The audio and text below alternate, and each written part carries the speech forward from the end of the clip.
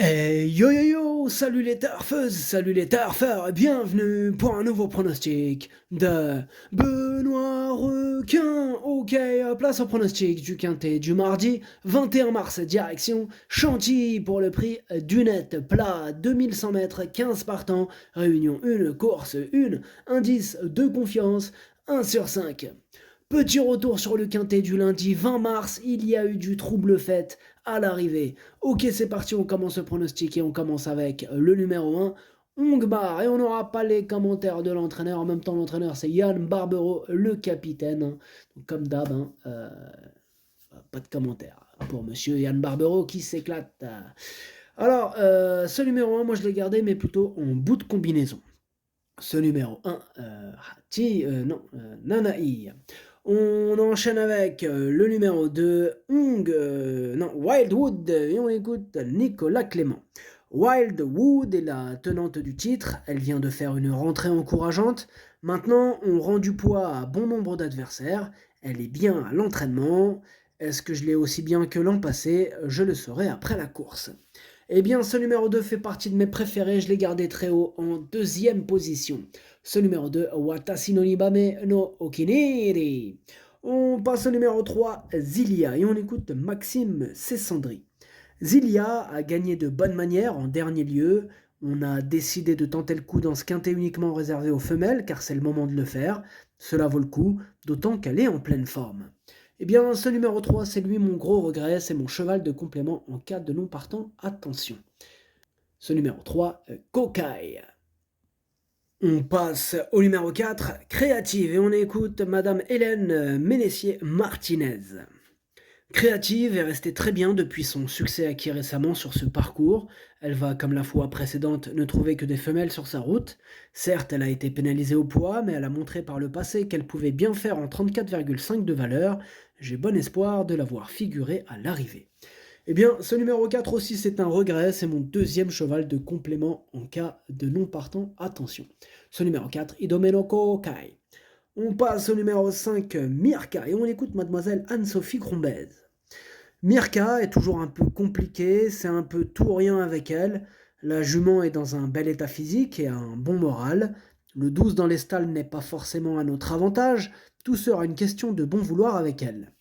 Eh bien, ce numéro 5, je ne l'ai pas retenu. En revanche, c'est quand même lui le chef de ma petite liste des possibles casseurs de tickets repérés.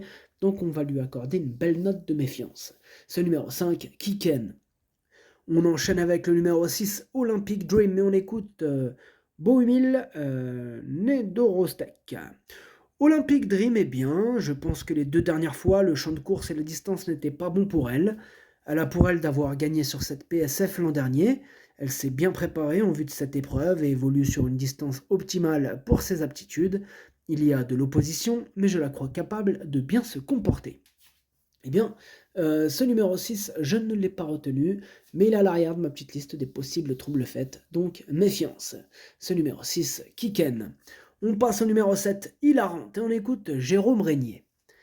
Hilarante est deuxième de ce quintet l'an dernier et cette course est un objectif. La distance et la PSF lui conviennent et elle est en forme.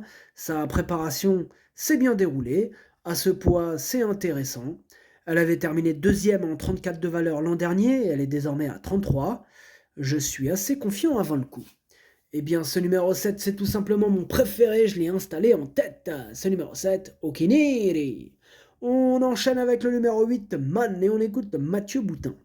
Man reste sur une série de bonnes sorties et dans une forme resplendissante. C'est une bonne occasion de tenter à ce niveau et sur une surface où elle réussit généralement bien. Ce numéro 8 aussi, je l'ai gardé très haut, en troisième position. Ce numéro 8, Daisani. On passe au numéro 9, Radiant Sky, et on écoute François Montfort. Radiant Sky s'est imposé de belle manière la dernière fois à Fontainebleau. Je la trouve même mieux qu'avant cette course, elle est vraiment bien. Il n'y a que des femelles et on a un petit poids, alors on tente le coup.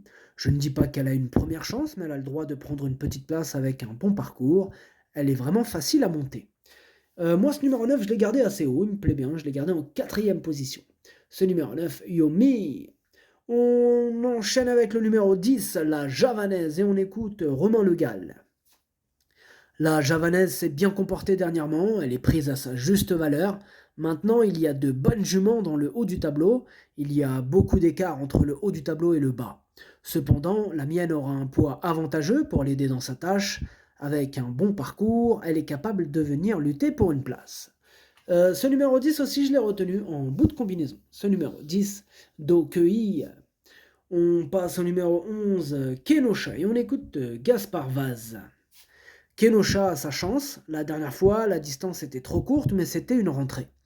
Elle ne sera pas dans sa forme maximale mais en bel état. La distance et la PSF lui conviennent.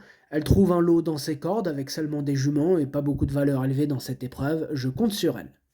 Eh bien, ce numéro 11, je ne l'ai pas retenu. Ce numéro 11, Kake. On passe au numéro 12, Imperial Beauty, et on écoute Marcus Nige.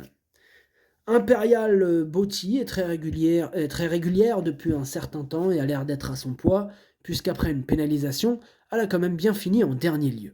Elle connaît la piste, c'est le moment ou jamais de tenter le coup avec un petit poids à ce niveau, car elle est en très grande forme. Je ne dirais pas qu'elle a une première chance, mais elle n'est pas hors d'affaire. Alors moi, ce numéro 12 me plaît bien, je l'ai gardé en 5e position. Ce numéro 12, Do-I. On enchaîne avec le numéro 13, Iparok, et on n'aura pas les commentaires de l'entraîneur, c'est Stéphane Cerulis, il est parti pêcher, amuse-toi bien. Ce numéro 13, du coup, je ne l'ai pas retenu. Ce numéro 13, Kake. On passe au numéro 14, Osez, et on écoute mademoiselle Charlotte, allez-y. Osée, dans un bel état de forme, se plaît sur la PSF et sur ce parcours. Maintenant, elle possède un peu moins de marge de manœuvre, mais elle a des atouts dans son jeu. Il faudra évidemment compter sur un bon déroulement, mais j'espère qu'elle pourra s'emparer d'une place. Ce numéro 14, je ne l'ai pas retenu. En revanche, il est quand même en plein milieu de ma petite liste des possibles troubles faits. Méfiance. Ce numéro 14, Kiken. Et on termine avec le 15, Southwest Harbor, et on écoute Michel Maillard.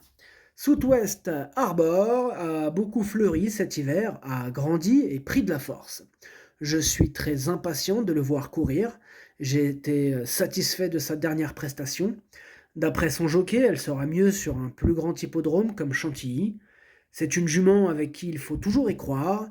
Il y a de bonnes valeurs dans le haut du tableau, mais ce n'est pas une non-chance. Eh bien moi ce numéro 15 il me plaît bien, je l'ai gardé, bon après je l'ai gardé en bout de combinaison, hein, mais je l'ai gardé, sachez que c'est lui, le 8e de mon pronostic. Ce numéro 15, Hati.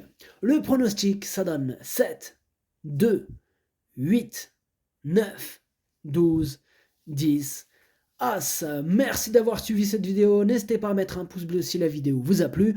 Pour accéder à tous mes tickets pour la course du Quintet, rendez-vous directement en description de la vidéo. À jouer avec modération, bonne chance, chopez-le moi, ciao.